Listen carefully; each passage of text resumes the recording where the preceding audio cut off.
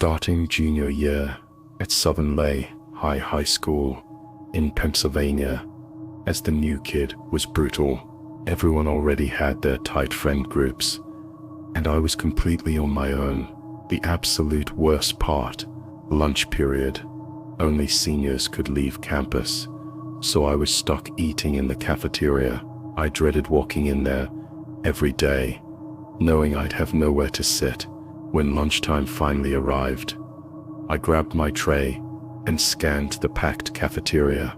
Every single table was full. I couldn't even find an empty spot to eat alone. Then I spotted it, a corner table with just 2 kids sitting there. It looked like my only option.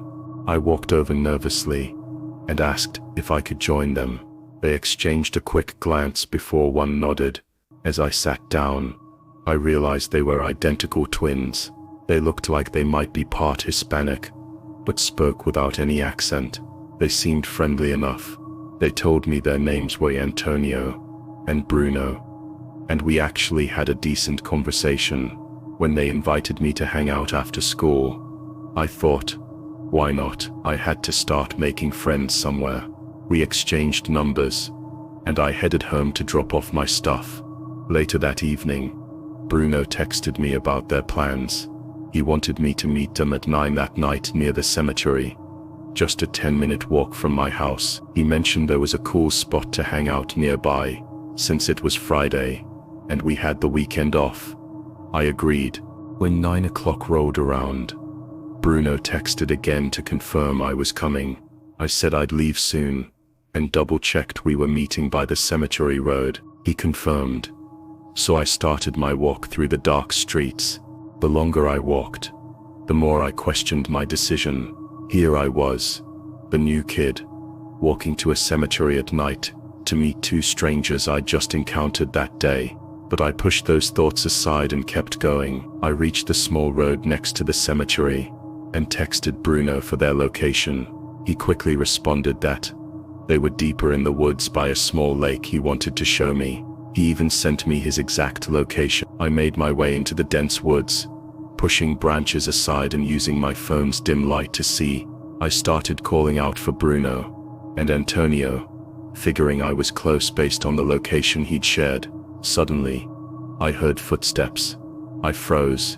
They were slow and deliberate, getting closer. I called out, warning them not to try scaring me, but got no response. That's when I decided this was a terrible idea. I turned to head back toward the road, but those footsteps suddenly became rapid and aggressive. Before I could react, someone's fingernails dug into my neck, cutting off my air. I heard a familiar voice yelling to grab me. I managed to break free from the chokehold and sprinted toward the road. I could hear them chasing me to the tree line, but I was faster and could run for miles.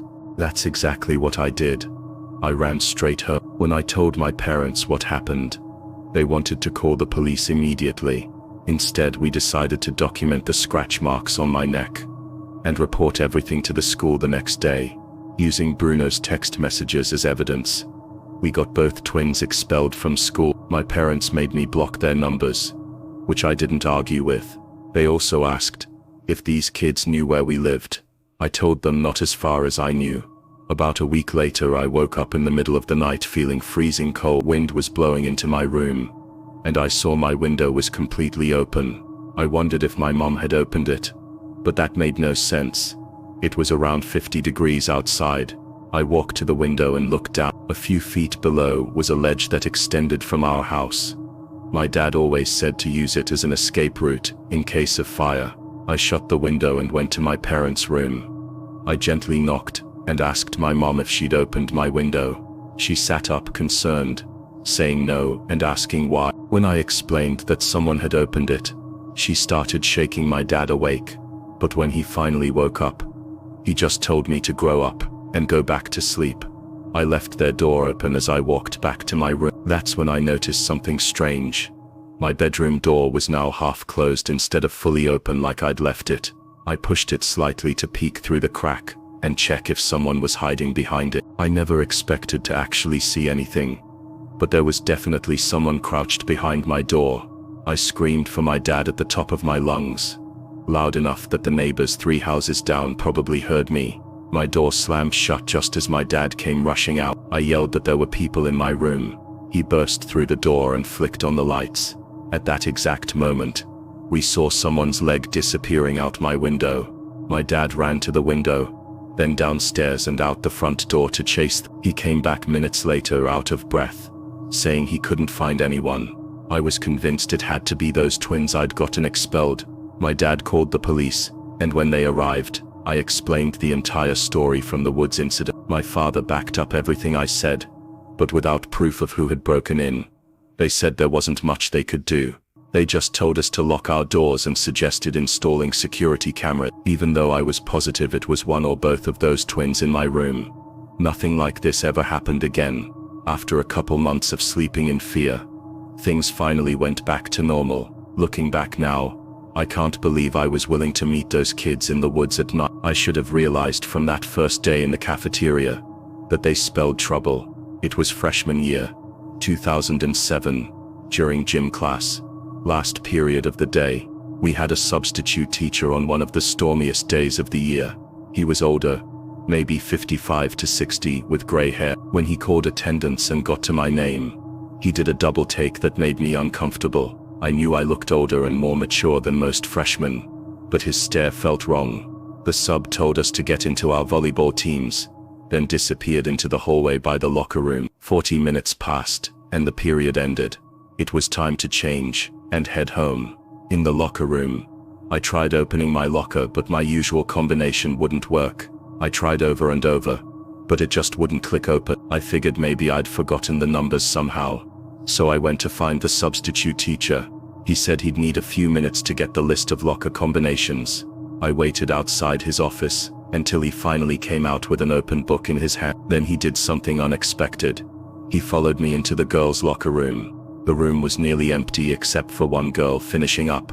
He walked to my locker and tried the combination written on his paper. It didn't work. He kept trying, and each time it failed, he'd look at me and laugh. I forced myself to laugh along, trying to be polite. That's when things got weird. He put his hand on my shoulder and said we'd figure it out. He tried the combination again, with his hand still touching me. When it failed again, I felt his hand slowly moving from my shoulder down to my lower back. I pushed away and grabbed my bag, saying I was late for my bus. He tried the combination one more time, and suddenly it worked. He smiled and walked away. I waited until I heard the locker room door close, then started changing quickly. Suddenly the room went completely dark. I finished pulling on my pants and stuffed everything into my locker. I threw on my backpack and headed toward the back exit that led outside. I was terrified the substitute would be waiting by the door. When I reached the end of my row of lockers, I was at an intersection. I needed to turn left to reach the exit, but I naturally glanced right to make sure it was clear. There was a small rectangular window near the ceiling, letting in just enough light for me to see him peeking at me from around the corner of the lockers. That's when I ran for the exit door. He chased after me, calling out that it wasn't what it looked like. I ran outside into the pouring rain, off campus, and walked the rest of the way home. The walk gave me time to think about what had happened. By the time I got home, soaking wet, I realized he must have somehow changed my locker combination to get me alone in that locker room. As for what he planned to do when he cut the lights, I never wanted to imagine. I was too scared and embarrassed to tell anyone. Not my parents, not my friend. It was something I kept to myself for years, because I just couldn't bring myself to talk about it. During high school I was in the band. My school basically required you to choose between band, orchestra, or chorus.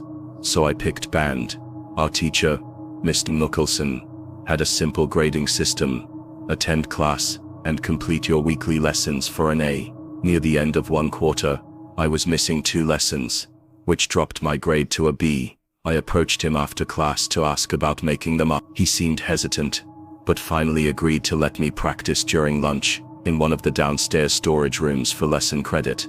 I was actually happy about this arrangement, since I planned to just play games on my phone instead of actually practice. The next day during lunch, I grabbed my saxophone and headed down to the basement area of the music department. It was always creepy down there. Hardly anyone except music teachers ever went to that basement level. and the lighting was terrible. I'd only been down there a couple times before. I walked down the hallway lined with doors on both sides. These led to tiny storage rooms, maybe 7 by 7 feet, filled with chairs, music stands, spare instruments, Christmas decorations, and other supplies.